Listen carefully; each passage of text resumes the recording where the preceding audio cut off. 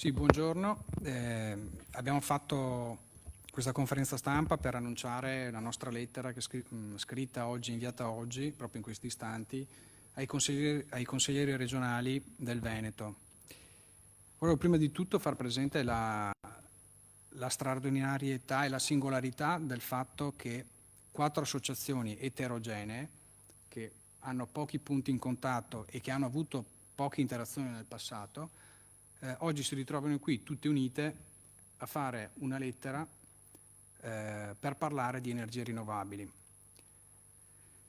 Il tutto è nato circa 2 mesi fa, quando per una campagna stampa per i toni sempre più alti riferiti alle energie rinnovabili, per una campagna mediatica contro le energie rinnovabili, ho voluto affrontare con persone che avevano ottiche diverse, quindi non dal punto di vista tecnico come potrebbe essere quello degli ingegneri, uno stesso problema. Quindi siamo messi attorno al tavolo e ho detto affrontiamo il problema delle energie rinnovabili, inteso come obiettivi, problemi, soluzioni, e attorno a questo tavolo ci siamo confrontati e abbiamo capito che tutti condividevamo gli obiettivi e anche le soluzioni. E abbiamo capito che la forza di essersi trovati tutti assieme attorno allo stesso tavolo per parlare dello stesso argomento, arrivando alle stesse soluzioni e magari anche affrontandoli in modo sistematico, quindi capendo anche gli aspetti agricoli, gli aspetti degli operatori del settore, gli aspetti dell'ambiente, gli aspetti tecnici,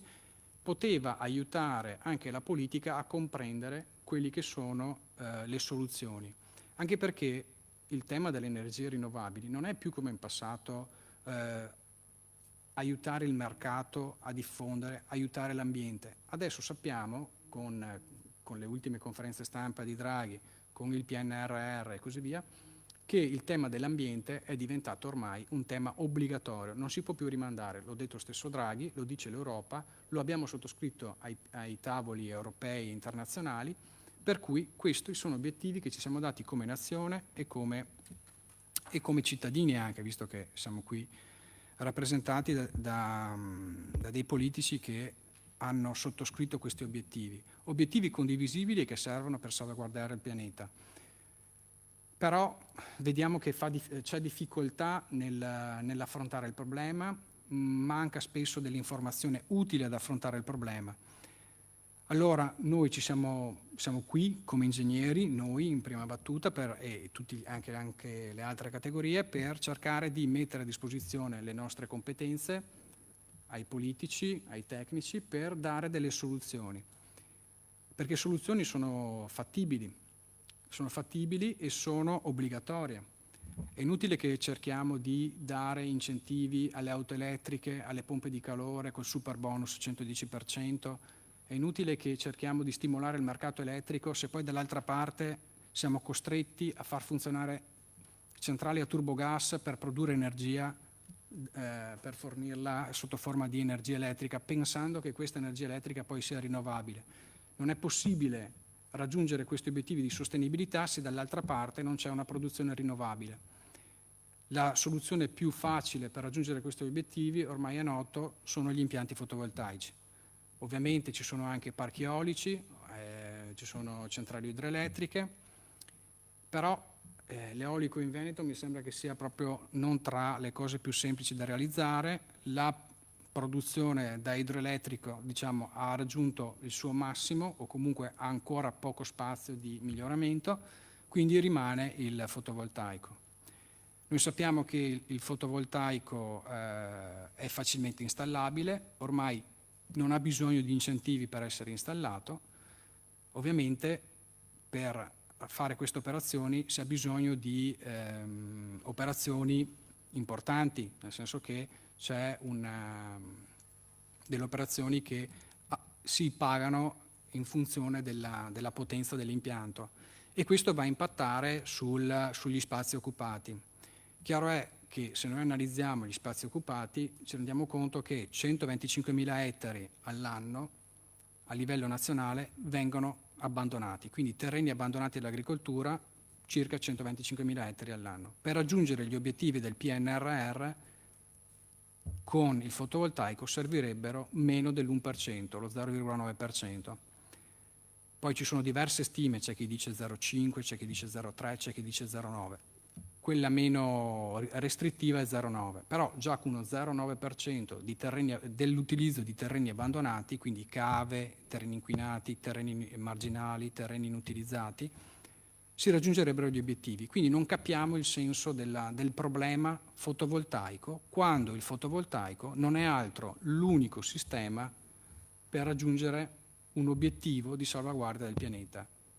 Quindi abbiamo affrontato il problema degli spazi e affrontiamo anche il problema dell'estetica, perché tanti pongono il problema del fotovoltaico da un punto di vista estetico. Allora anche qui il fatto di aver fatto una riunione tutti insieme all'inizio che ci potesse dare una visione a 360 gradi serve anche alle istituzioni, perché se noi facciamo affrontare il problema dalla sovrintendenza di Verona, faccio un esempio, la sovrintendenza di Verona ovviamente dirà che gli impianti fotovoltaici danno fastidio, però dobbiamo guardarlo a 360 gradi, quindi non solo Verona, ma a livello italiano. Cosa vuol dire impianto fotovoltaico? Vuol dire contenimento dell'aumento della temperatura a livello globale. Sappiamo che stiamo lottando per contenere sotto 1,5 gradi l'aumento della temperatura ed evitando che aumenti al 3 gradi o di più, a seconda delle diverse stime ovviamente. E questo cosa vuol dire? Vuol dire che noi non avremo più neve sui ghiacciai, nevi sulle montagne, non avremo più ghiacciai. Allora cosa vogliamo? Non vogliamo in un terreno o su una cava un impianto fotovoltaico e dall'altra parte non abbiamo più i ghiacciai e le montagne innevate. È questo che dobbiamo salvaguardare, cioè salvaguardare la vista di un impianto, di una cava rispetto a una montagna innevata? Vogliamo contenere il problema dell'agricoltura quando l'innalzamento della temperatura va a impattare sui terreni agricoli, aumentando desertificazioni, aumentando alluvioni, aumentando effetti come tempeste vaia, aumentando tornadi, insomma tutti effetti che vanno poi a impattare sull'agricoltura e quindi anche l'abbandono delle terre. Quindi è un problema che non possiamo affrontare come singole associazioni di categoria o come singoli professionisti. Va fatto un tavolo che affronti 360 gradi il problema per capire tutte le ottiche e trovare la miglior compromesso, la miglior soluzione.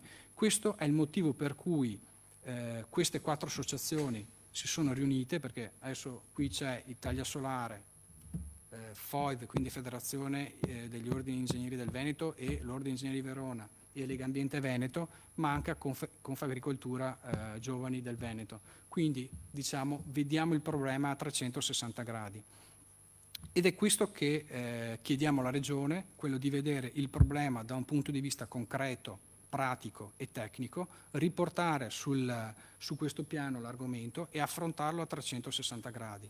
Questo è l'auspicio che noi come ingegneri, ma anche come associazione di categoria, cerchiamo di vedere. Questo è un po', diciamo, in sintesi generica la lettera che abbiamo inviato alla Regione. A me piace portare i dati, ne do uno che forse aiuta a capire anche il problema.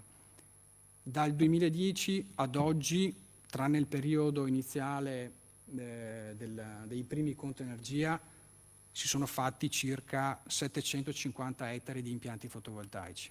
Dopo, dal 2013 ad oggi, non se ne sono fatti più di impianti a terra. I grandi impianti, la gran parte sono sul terreno industriale, quindi vuol dire sul terreno che comunque sarebbe andato a costruzioni civili commerciali. Quindi vuol dire che le autorizzazioni che oggi utilizziamo, che non sono autorizzazioni che si hanno in qualche mese, ma si hanno in qualche anno, vanno a impattare sulla realizzazione e sul raggiungimento degli obiettivi. Quindi se dal 2013 ad oggi non sono stati fatti impianti a terra, vuol dire che non serve un inasprimento di quelle che sono le regole per gli impianti a terra, perché già sono un ostacolo. Serve tuttavia cercare di incentivare gli impianti a terra dove danno meno fastidio, dove ha più senso, dove è più utile installarle e quindi terreni abbandonati, inquinati, cave e così via. Ma questo come si fa? Individuando le aree e individuando un percorso autorizzativo più semplice rispetto a quelli che ci sono oggi. Poi c'è anche l'altra possibilità, che è l'agrivoltaico, che lascerò declinare meglio a Legambiente. Quindi le soluzioni ci sono. Però a fronte di 0 impianti fotovoltaici dal 2013 al 2021 ci scontriamo che negli ultimi 5 anni sono stati fatti 1000 ettari di parcheggi. Allora non ho mai sentito nessuno stracciarsi le vesti per i parcheggi, eppure non danno nessun contributo all'ambiente, non aiutano a salvaguardare il pianeta e ne vengono fatti molti di più. Questo è un po' sono i termini della questione e vorremmo che ci confrontassimo su questo.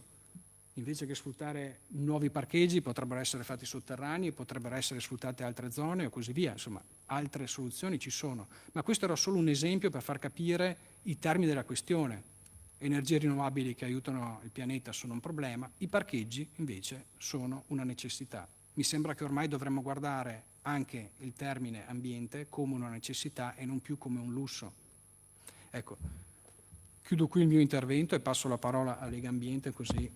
Vuoi fare prima tu?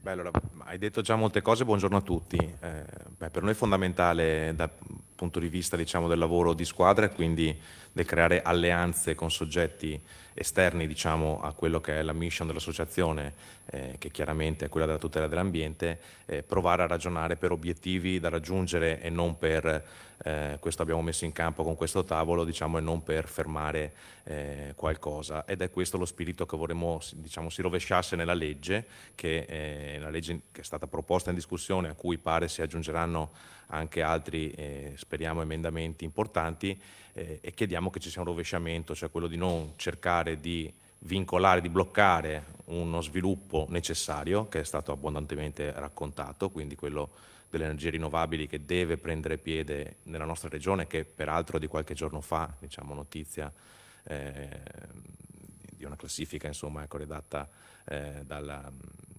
dall'ASVIS, insomma, quindi dall'Agenzia per lo Sviluppo Sostenibile, che ci racconta come il Veneto sia tremendamente indietro ancora per quanto riguarda sia la produzione di energie rinnovabili e sia il consumo poi di queste, quindi un approvvigionamento che continua a venire da fonte fossile. Questo è il problema da risolvere secondo noi, va risolto come abbiamo provato a fare in parte, quindi con un'alleanza che ci auguriamo possa espandersi e accogliere anche altri soggetti determinanti nel territorio, per ragionare insieme alle istituzioni per costruire leggi che vadano a garantire lo sviluppo delle energie rinnovabili senza inficiare ovviamente quella che è la qualità delle produzioni agricole da un lato sul suolo e dall'altra, diciamo, la capacità dei terreni di essere anche come dire, un supporto per quelli che sono poi i problemi legati alle crisi climatiche, quindi l'assorbimento delle acque piuttosto, diciamo, che la capacità drenante, piuttosto che la capacità di assorbimento solare, che sono molto importanti.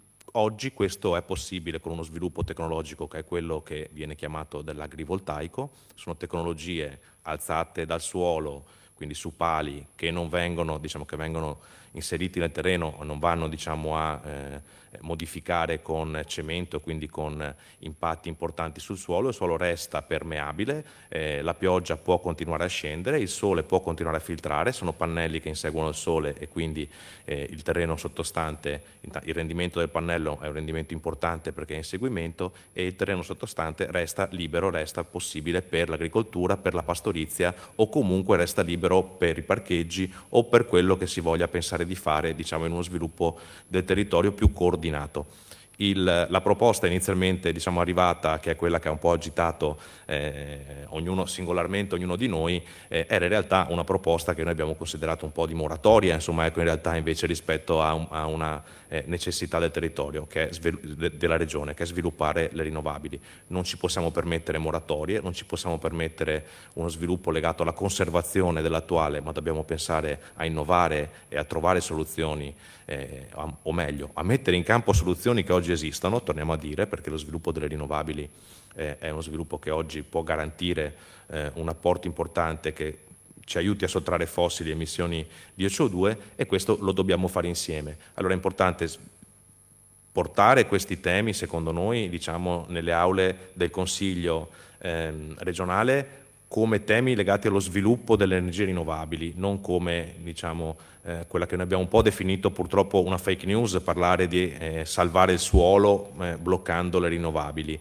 È un rovesciamento, diciamo, che consideriamo sbagliato dell'approccio al ragionamento sulla legge e che chiediamo venga rovesciato. Non è certo, e l'abbiamo anche questo già sentito, non è certo un pannello fotovoltaico o lo sviluppo del fotovoltaico a essere il principale imputato per il consumo di suolo della nostra regione, che è già a livelli vertiginosi e su cui bisogna ragionare. Certamente ne fa parte perché oggi le richieste, diciamo, di realizzare impianti fotovoltaico si moltiplicano nelle altre regioni come nella nostra, e va assolutamente affrontato non bloccandolo, ma costruendo una legge che ne garantisca l'applicazione migliore.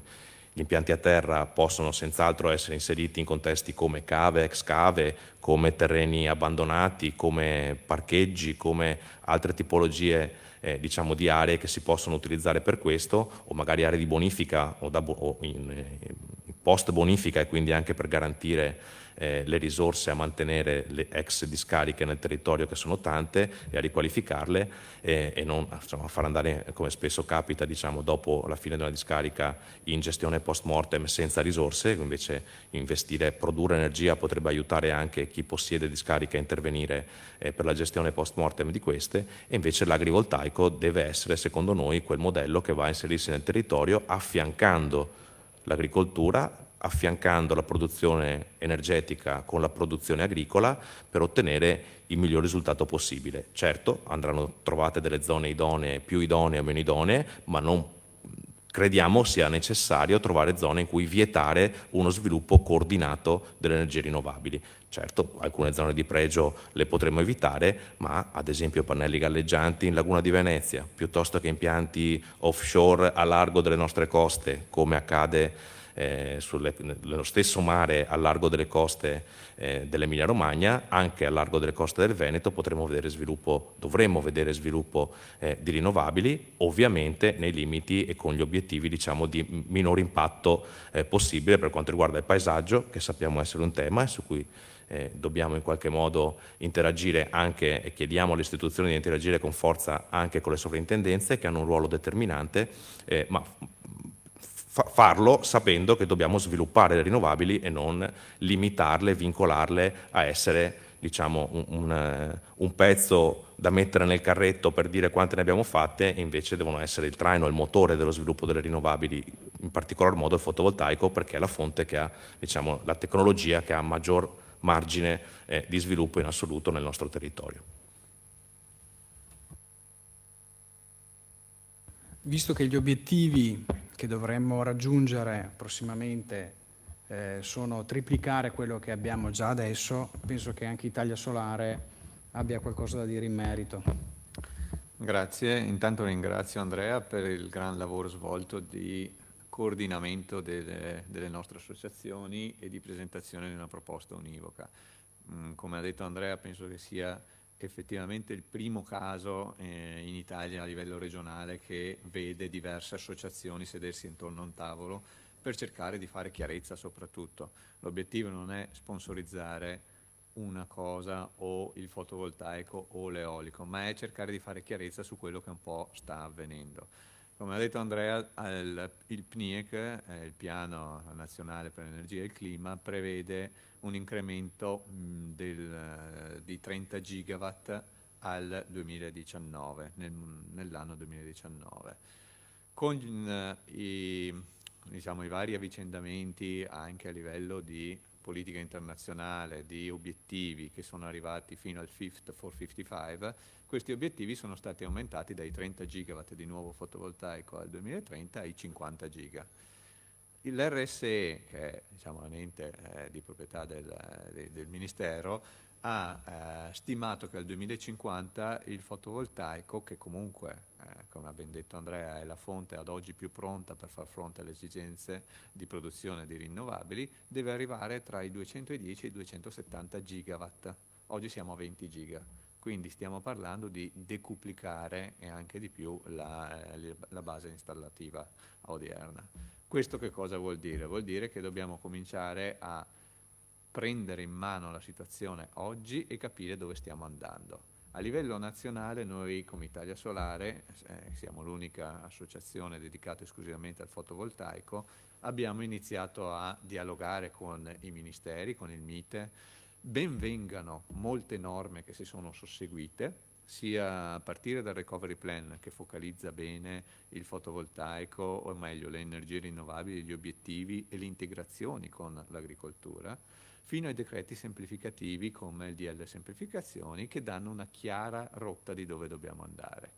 Tutto questo però che cosa ha comportato? Diciamo, un distacco tra quella che è una realtà a livello regionale, in molte regioni è accaduto questo, tra cui anche in Veneto oggi si sta dibattendo, e quelli che sono invece gli obiettivi nazionali che danno un percorso ben chiaro. Noi ci siamo sempre posizionati dicendo che gli impianti a tetto e in zone contaminate o poco utilizzate sono i principali siti dove favorire, dove renderlo quasi obbligatorio. Però anche questi tipi di misure si scontrano con quella che è la realtà. Molto spesso, anche volendo installare sui tetti, ci troviamo di fronte a delle impossibilità di natura oggettiva. Possono essere per restrizioni, possono essere anche per situazioni vere e proprie del tetto che non è utilizzabile. Questo comporta che l'utilizzo dei terreni deve essere perseguito e deve essere correttamente inquadrato, deve essere correttamente normato, e dobbiamo arrivare a una definizione organica che parta dal livello nazionale e arrivi a livello regionale. Però dobbiamo toglierci dalla testa alcuni falsi miti. Italia Solare è partita con una campagna anche a livello nazionale sui falsi miti. Uno dei falsi miti è che noi con il fotovoltaico distruggiamo terreni agricoli, produzione agricola. Come ha ben detto Andrea, anche i colleghi sia di Lega Ambiente che Confagricoltura sono seduti al tavolo, hanno ribadito effettivamente il fotovoltaico può essere inserito, può rivitalizzare in alcuni casi. Bisogna distinguere tra quelle che sono aree già abbandonate, su cui il fotovoltaico potrebbe tranquillamente insediarsi, ma va stabilito, va chiarita questa cosa. Oggi ancora c'è il dibattito che attraverso il fotovoltaico anche quelle aree debbano tornare agricole. Va benissimo se è possibile, ma se non è possibile perché sono state abbandonate, va capito il motivo per cui sono state abbandonate e può essere più efficiente a quel punto, chiarito che non si possono più recuperare, dedicarle integralmente a fotovoltaico. Nelle aree invece dove c'è un'agricoltura di maggior spessore, lì l'agrovoltaico ha sicuramente molto molto senso. Su tutte queste cose noi siamo ben aperti a discutere.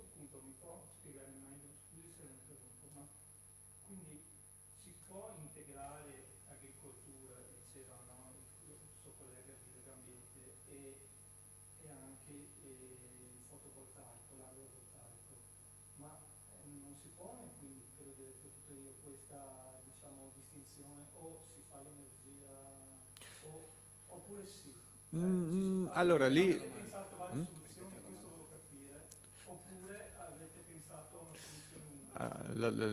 ripeto la domanda così la chiarisco. Sì. No, perché chi segue da diretta online.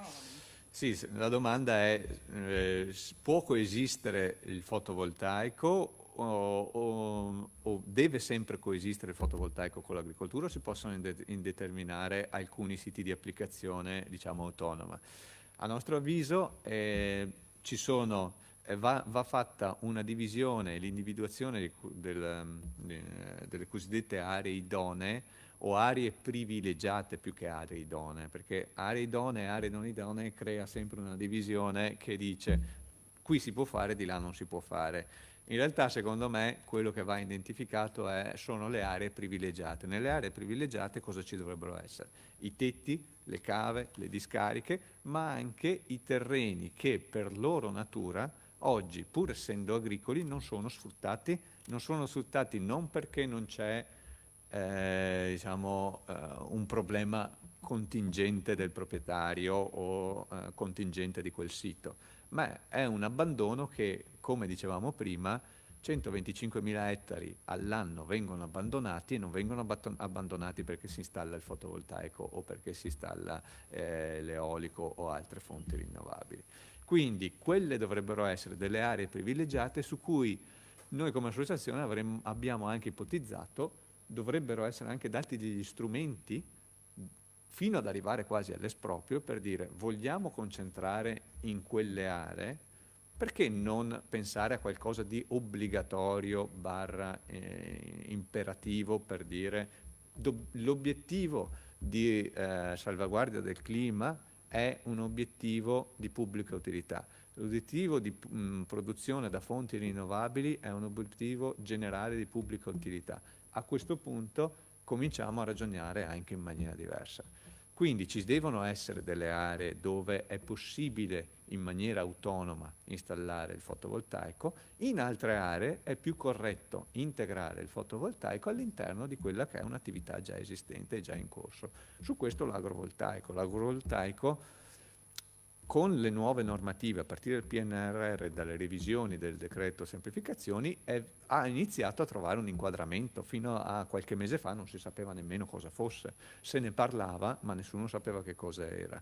Abbiamo cominciato a dare una definizione che va ben dettagliata. Qui chiediamo ai politici uno sforzo veloce, perché se non c'è una norma generale e poi le norme di dettaglio applicative e tutte le definizioni, il mercato inizia a muoversi da solo. Quando il mercato si muove da solo, va nelle direzioni che ritiene più opportune e quindi ci può essere anche qualche situazione che non viene governata e crea a quel punto un dibattito sociale. Se invece tutto viene inquadrato con una normativa nazionale che ora c'è e poi calata a livello regionale in maniera rapida, il DL semplificazioni addirittura prevede per l'identificazione di queste aree idonee un anno di tempo è un periodo estremamente lungo, 6 mesi a livello nazionale per identificare criteri e mettere tutti d'accordo, perché questo è quello di cui parliamo, e 6 mesi alle regioni per poi applicare.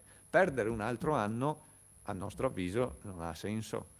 Le aree idonee già si conoscono, i parcheggi, le cave, alcune aree sono già chiaramente identificate, perché non dare subito accesso dicendo che lì si può fare un iter autorizzativo molto molto veloce in modo da progredire in attesa dell'agrovoltaico che chiarisca un po' tutti quelli che sono i loro aspetti. PNRR assegna 1 miliardo di euro per l'agrovoltaico, più 1,5 miliardi per l'agrosolare, che invece è il fotovoltaico abbinato sui capannoni o su strutture. Ma poi il DL Semplificazioni ha introdotto anche il concetto di agrovoltaico che ha accesso agli incentivi, quindi il movimento verso l'agrovoltaico c'è, l'idea di dove dobbiamo andare c'è, ora dobbiamo calarlo nella realtà senza pregiudizi, con un chiaro obiettivo di dove dobbiamo arrivare. Quindi l'obiettivo che noi come Italia Solare, e penso tutti questi a questo tavolo, abbiamo, è quello di sederci con i decisori politici, questo è quello che chiediamo, di sederci, prendere numeri alla mano, ipotizzare dove dobbiamo arrivare al 2030 e ipotizzare come arrivarci in maniera del tutto trasparente e senza preconcetti, senza chiusure che non hanno oggi senso e non trovano riscontro in quelli che sono gli obiettivi. Sì, dopo parlare di un anno per redigere quelle che sono le aree, diciamo magari fosse un anno, dopo potrebbe essere anche di più. Però volevo aggiungere 2 aspetti che potrebbero chiarire anche il problema. Noi non stiamo parlando di impianti fotovoltaici a terra perché è il nostro desiderio fare impianti fotovoltaici a terra. Il fatto è che esiste un ente che si chiama Sistema Nazionale per la Protezione dell'Ambiente, SNPA, lo abbiamo messo anche nella lettera che abbiamo mandato ai consigli regionali, che ha l'obbligo di redigere un documento che poi rimane vincolante per il Ministero della Transizione Ecologica. All'interno di questo ente ci sono l'ISPRA e ci sono le ARPA regionali, quindi è un documento anche interessante. Allora, tanto per capire anche i termini della questione, sembra che gli impianti fotovoltaici ce ne siano così tanti che bisogna trovare un'altra allocazione perché c'è un surplus. Invece il problema non è questo, che su un obiettivo di 5 gigawatt all'anno, poi dobbiamo capire perché il PNIEC è talmente in evoluzione che bisogna capire a quale si fa riferimento. Comunque supponiamo che siano i 5 gigawatt del PNIEC precedente. Secondo i dati del GSE, nel 2020 sono stati fatti 750 megawatt di impianti, che rappresentano il 15%. E quindi vuol dire che noi stiamo raggiungendo il 15% di quello che dovremmo fare. Quindi l'obiettivo di 5 gigawatt è molto, molto difficile da raggiungere se non ci si mette giù a capire esattamente quello che si può fare. E, sempre nello stesso studio, il mercato si sta muovendo in questo modo. Tu correggimi se sbaglio, che l'hai letto più attentamente. Di questi 15%, il 60% è su tetto e il 40% a terra. Quindi il mercato naturalmente si muoverebbe con queste proporzioni. Quindi è chiaro che se vogliamo raggiungere i 5 gigawatt, è chiaro che probabilmente, se non è, diciamo, agevolato da incentivi, si muoverà con queste proporzioni. Questo è, i numeri quello che dicono. Quindi dobbiamo entrare anche in questo ordine di idee. Ecco perché stiamo cercando di capire come mettere all'attenzione della politica questo problema, perché i numeri danno queste cifre. Poi dobbiamo aggiungere un altro elemento che l'abbiamo vissuto tutti in questi giorni, l'aumento dei costi dell'energia. Ovviamente il costo dell'energia, se noi non fossimo dipendenti da fonti rinnovabili che sono sottoposte a movimenti geopolitici perché l'Asia richiede molta più energia di quello che l'ha richiesta nel passato e così via, forse avremmo una stabilità maggiore, perché ovviamente più energia è disponibile, più il mercato poi si equilibra. Poi ovviamente sono tutti movimenti che difficilmente capibili con le mie competenze, ma penso che in generale non sia così facile capire l'andamento dell'energia. Però è chiaro, l'hanno detto praticamente il 99,9% delle persone che sono intervenute a tutti i livelli, che più energie rinnovabili avrebbero comunque calmierato il problema dell'innalzamento dell'energia. Però dall'altro lato c'è stato chi ha criticato il fatto che le energie rinnovabili avessero nella quota della bolletta un costo relativo agli incentivi. Ma se noi vogliamo fare gli impianti sul tetto e quindi dare incentivi per farli sul tetto, questi qua dopo li avremo in bolletta. Quindi sono tutte, noi non siamo qui a dire che è giusto o sbagliato una o l'altra soluzione, fanno parte tutte dello stesso ragionamento e vanno posti tutti sullo stesso piatto, perché è un ragionamento che è globale. Quindi vogliamo ragionare, ragioniamo, ma ragioniamo in termini concreti su quello che è il problema. Il problema è variegato, va dalla tutela dell'ambiente alla salvaguardia del suolo, all'aumento del prezzo dell'energia, alla tutela dell'agricoltura e così via. Quindi è un argomento tutto tondo che non può essere settorizzato. Quindi più o meno noi abbiamo detto tutto. Sì, su questo aggiungo semplicemente che con il decreto FER 1, che purtroppo non è arrivato agli obiettivi perché una larga parte dei contingenti non è stata assegnata su 5 gigawatt e mezzo, se non ricordo male 3 giga sono circa non allocati. In realtà il meccanismo è cosiddetto a due vie. In realtà la dipendenza dal gas, che oggi genera questo boom che siamo passati dai 40-60 euro a megawattora ai 150-200 euro a megawattora di questi giorni, con le energie rinnovabili porterebbe un guadagno, perché il decreto FER 1 prevede che viene fissata un prezzo per 20 anni e l'eccedenza viene ritornata allo Stato, quindi prezzo di un impianto superiore a 1 megawatt è 65 euro a megawattora, oggi il prezzo è 160, vorrebbe dire che quell'impianto restituisce 100 megawattora alle bollette di tutti i cittadini. Ecco, siccome il trend fino al 2023-2024 è di un costo dell'energia abbastanza sostenuto, ecco che forse avere più energie rinnovabili avrebbe contribuito ad abbattere non solo il prezzo dell'energia, ma a ridare anche soldi alle famiglie. Sì, mancava una premessa, il fatto che nella FER 1 viene stabilito un prezzo che è quello, per cui se il costo del mercato dell'energia va sotto 0,65 o il prezzo che si è stabilito, allora l'incentivo mette la differenza tra il prezzo di mercato e diciamo i 0,65 il prezzo che si è convenuto. Se il prezzo è superiore, l'azienda che ha incamerato il prezzo di mercato superiore deve restituire, quindi sostanzialmente, come diceva Italia Solare, c'è una convenienza da parte dello Stato perché in questo periodo ne guadagnerebbe. Ecco, forse se... Prego se...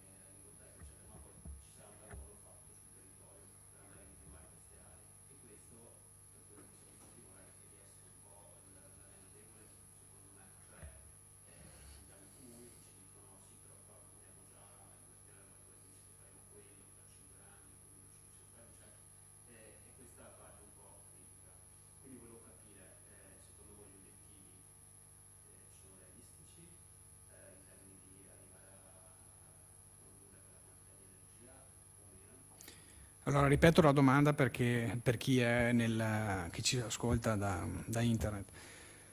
Allora, la domanda è, visto gli obiettivi posti dal governo, e visto le varie assetto normativo, e visto la discussione e le difficoltà che stanno avvenendo attualmente nella discussione regionale, visto che comunque si dovranno fare, gli obiettivi che sono stati prefissati dal governo sono raggiungibili? È questo più o meno la domanda. Allora, insomma, puoi rispondere tu? Vabbè, rispondo io. Allora, per quanto riguarda il tema è sicuramente il tempo, ma è anche un tema di chiarezza. Il tema tempo è un tema fondamentale perché noi ricordiamo che in Veneto abbiamo già identificato le aree dove non si può fare il fotovoltaico dal 2013. Quindi non stiamo dicendo che c'è una norma che manca, la norma già c'è e dice che in quelle aree non si può fare, sono le aree protette con vincoli chiari, c'è un elenco di 1 o 2 pagine di siti su cui non si può fare il fotovoltaico o dove non si possono fare energie rinnovabili. La discussione sulle aree idonee invece dovrebbe essere, come dicevo prima, non aree dove si può fare e dove non si può fare. Le aree dove non si può fare le abbiamo già identificato, dovrebbero essere le aree privilegiate dove è quasi mandatorio andare a cercare di farle e aree invece dove si possono fare ma a determinate caratteristiche con agrovoltaico piuttosto che altre soluzioni. Sicuramente il tema tempi è importante, abbiamo visto che con l'introduzione del MITE i decreti sono stati tutti volti a una riduzione dei tempi delle autorizzazioni, è stata costituita una commissione di via nazionale sopra i 10 megawatt per andare in maniera più ordinata a elaborare i progetti in corso. Si sta introducendo, entrerà qui se non sbaglio entro brevissimo, entro qualche mese, una modellistica unica a livello nazionale per presentare progetti, che è un altro dei temi che noi ci troviamo, che ogni comune, ogni provincia, ogni regione diversa ha una procedura diversa per fare esattamente la stessa cosa, quindi il tentativo a livello nazionale è sicuramente quello di dare speditezza alla procedura.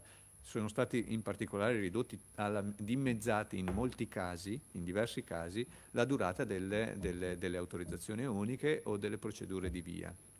È stato introdotto per dire il concetto che questa commissione VIA viene pagata solo all'esito del progetto, quindi per dirgli è un chiaro segnale, dovete lavorare e su quello poi ottenete i vostri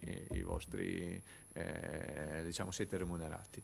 L'altra però cosa da affiancare, perché la chiarezza ma senza la speditezza ma senza la chiarezza di quello che si vuol fare, è l'altra cosa che blocca, perché se poi a livello locale ci sono comitati che avanzano richieste, politici che seguono diciamo una direzione che è leggermente spostata, tutto questo, dato che ha comunque la competenza è comunque demandata a livello locale, cioè a livello centrale si definiscono i criteri, ma a livello locale si definiscono poi le aree e quant'altro, senza una chiara direzione che viene data, un chiaro impulso, questo è quello che rischia di rallentare tutto, perché magari i decreti escono ma poi non vengono applicati e non escono le leggi di attuazione.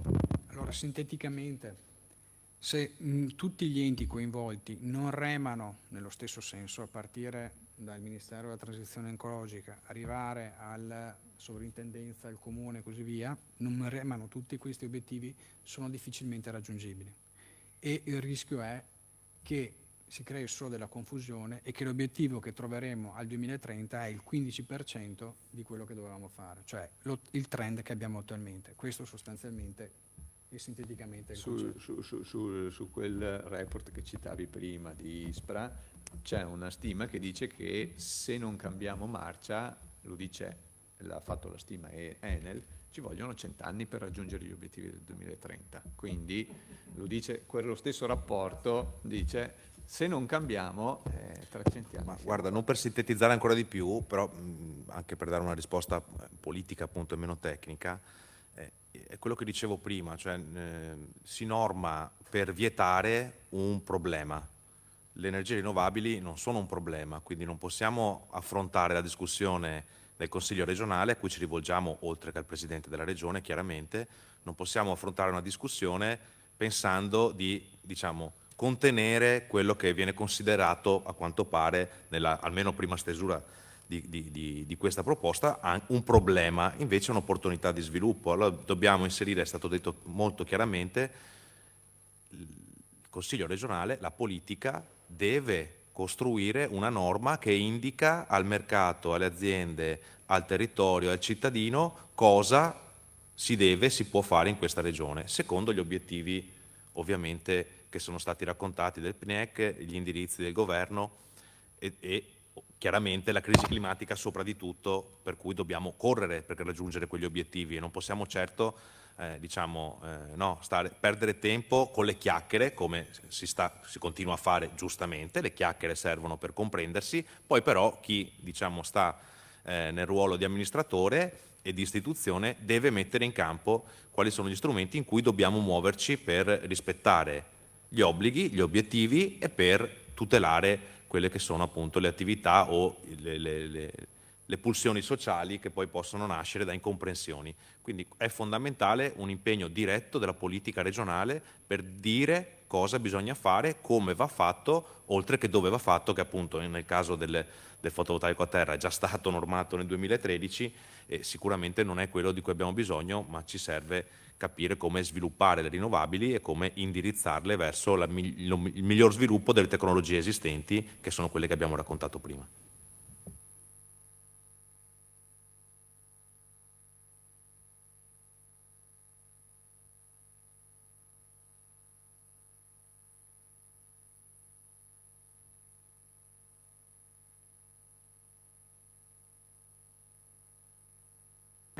Sì, sicuramente credo che saremo coinvolti a livello della Commissione. Quello che a noi interessa è più fare squadra con il Consiglio regionale, perché abbiamo visto delle uscite, non inteso come Consiglio ma come singoli consiglieri. Infatti la lettera non è scritta al Consiglio, è scritta al Presidente Zaia ma a tutti i consiglieri, proprio perché il tema non è stato affrontato, secondo me, in maniera, dal punto di vista concreta e tecnica, non dai singoli partiti, non dal Consiglio, ma da alcuni consiglieri.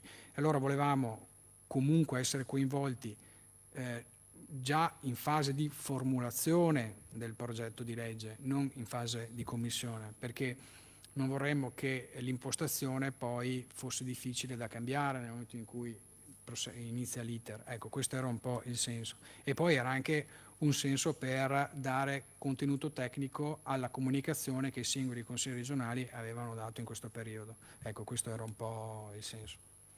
Poi non so se c'erano altre domande.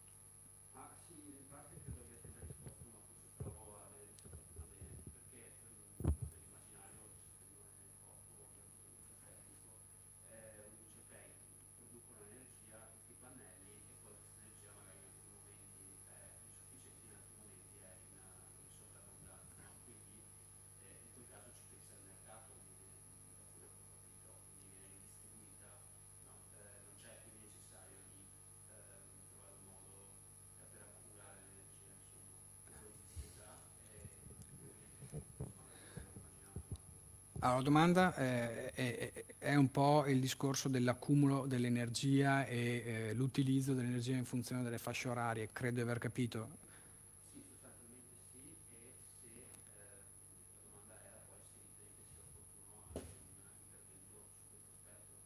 Sì, ma allora, vabbè, esattamente non è un tema da normare da un punto di vista legislativo, sarà un tema da normare da un punto di vista tecnico. Ovviamente ad oggi esistono pochissimi casi in cui la produzione di energia soddisfa tutto il mercato dell'energia e quindi ad oggi non c'è questo problema. È chiaro è che in futuro potrebbe avvenire. Allora si deve investire ovviamente sui sistemi di accumulo, già dei sistemi di accumulo ci sono, però è un tema talmente difficile da analizzare e non credo che sia questa conferenza stampa il momento più adatto, però porto anche un esempio della discussione a cui stiamo arrivando. in futuro si prevede o si sta parlando che si useranno anche le batterie delle auto per fare da volano a questi carichi di energia, a queste mancanze di energia. Quindi nel momento in cui uno si attacca alla rete elettrica alla sera per fare il carico dell'energia, può cedere energia alla rete quando invece teoricamente dovrebbe essere attaccato alla rete per prelevare energia. Questo è per dire che il tema della discussione c'è. Da un punto di vista tecnico le soluzioni sicuramente si troveranno, però chiaro è che è un tema che va affrontato in maniera diversa e nei luoghi adatti. Comunque il tema degli accumuli è un tema che sicuramente è uno degli elementi, diciamo, che sono tecnicamente da definire per risolvere il problema delle energie rinnovabili, perché mentre il vento lo dà in maniera continuativa giorno e notte, il fotovoltaico lo dà solo di giorno. Ecco, questo sì, è un tema che sarà affrontato. Domanda interessante, ma diciamo non era il tema del... Sì. Sì, aggiungo solo una cosa che sicuramente le rinnovabili creano questo tipo di problema e tutti ne siamo consci, quindi lo sviluppo delle rinnovabili deve per forza essere accompagnato da uno sviluppo delle batterie, degli accumuli. Oggi, attraverso quello che è il capacity market, vengono allocate risorse per fare questo bilanciamento ancora alle fonti tradizionali. Dal 2022 ci saranno 2 miliardi di incentivi pagati alle fonti tradizionali per fare questo capacity market. All'anno, 2 miliardi all'anno per i prossimi 15 anni stiamo parlando, perché queste sono le gare che fa Terna allocando il capacity market. Anche su questo, come associazione, abbiamo proposto delle soluzioni. Secondo noi è assurdo fare delle gare oggi per dare degli incentivi per installare nuova potenza di fonti tradizionali quando la direzione dove dobbiamo andare sono gli storage di varia natura. Quindi è un tema sicuramente ampio da discutere. Le rinnovabili questo problema ce l'hanno, cioè della discontinuità, va risolto, ma oggi ci sono anche i mezzi tecnici per risolverlo. Aggiungiamo l'ultima cosa, che adesso in alcuni momenti dell'anno le energie rinnovabili riescono a fornire tutta l'energia che serve, quindi in una proiezione aumentando le energie rinnovabili uno magari pensa dobbiamo accumularle, però credo che nel momento in cui ci sia questa spinta da parte del governo a fare i riscaldamenti in pompa di calore e la trazione con l'auto elettrica, si bilanceranno le due richieste e la vedo forse un problema meno sensibile l'avere sovrabbondanza di energia elettrica da fonti rinnovabili.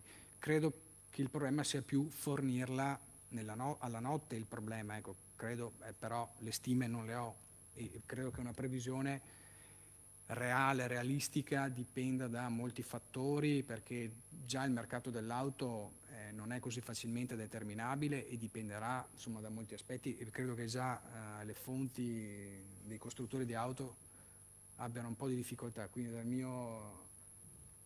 dalla mia posizione diventa difficile fare una proiezione, però credo che questo sia più o meno realistico.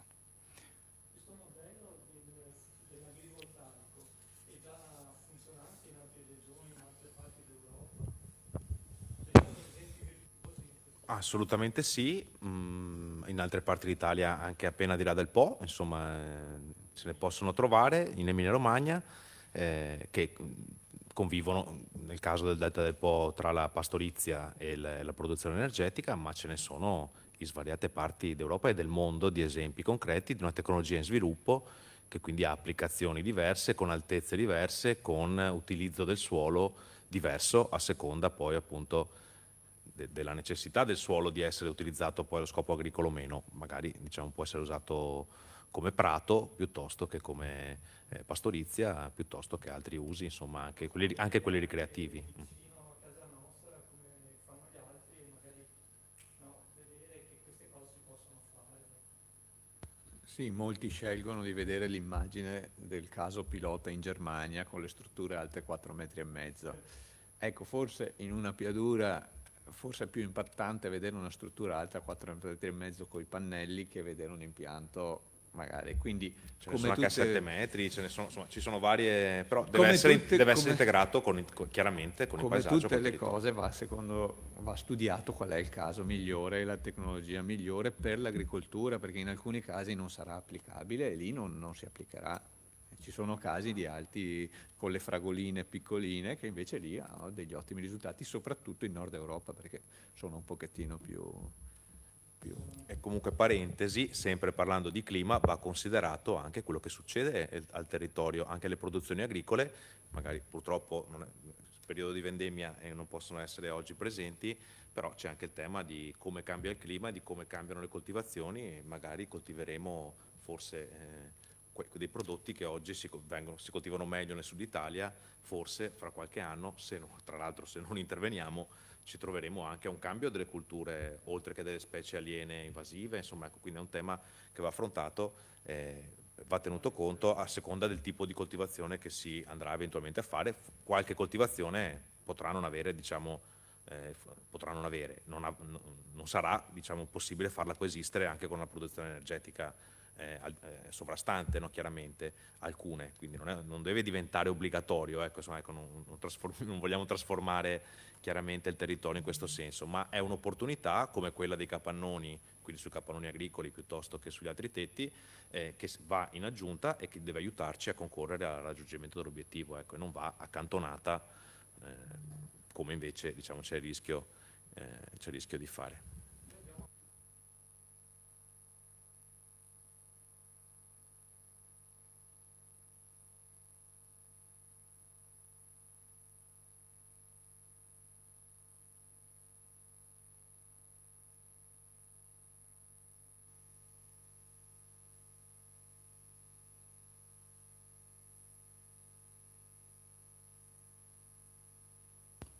Vado io. Allora, sicuramente la risposta è sì, nel senso che come tutte le cose astraiamo un concetto generale. Sì, possono esistere, possono dare anzi supporto. Pensiamo alle terre che magari non sono le terre di qualità. È ovvio che se ci faccio il Prosecco o il Valpolicella, difficilmente se tolgo un ettaro per metterci, o diciamo anche una parte di quell'ettaro per metterci un fotovoltaico, otterrò più di quello che ottengo con una coltura di qualità. Dove invece cominciamo ad avere magari terreni un po' meno efficienti ed efficaci, un po' meno pregiati, lì il poter avere un introito che deriva anche dal fotovoltaico sicuramente può aiutare anche lo stesso settore agricolo a non abbandonare quel suolo, perché ricordiamoci che oggi il fotovoltaico si sta dibattendo molto, che il fotovoltaico si sta espandendo, ma chi dà quel terreno non è un proprietario di fotovoltaico che ha quel terreno in mano, va da un imprenditore agricolo e gli offre una resa se gli viene affittato quel sito. La resa non stiamo parlando di 10.000 euro a ettaro, stiamo parlando di 3-4 mila euro a ettaro. Cosa fa l'agricoltore? L'agricoltore confronta tra quella che è la sua resa normale con le attività spese per la gestione di quell'ettaro con quello che gli arriva con questo affitto. È chiaro che più ci avviciniamo a terre marginali, più questo affitto diventa interessante. Ecco, la possibilità di far coesistere i due, secondo me, va proprio nell'ottica di rafforzare anche l'attività dell'imprenditore agricolo, nel non fargli abbandonare questo, perché il trend che viene chiaramente evidenziato anche a livello europeo e a livello nazionale confermato è che un po' l'abbandono dell'attività agricola è costante ogni anno, quindi c'è sempre più ritiro un po' di questa attività agricola. Ecco. Questo è il motivo anche per cui si perde terreno SAU, chiamiamola così, superficie agricola utile.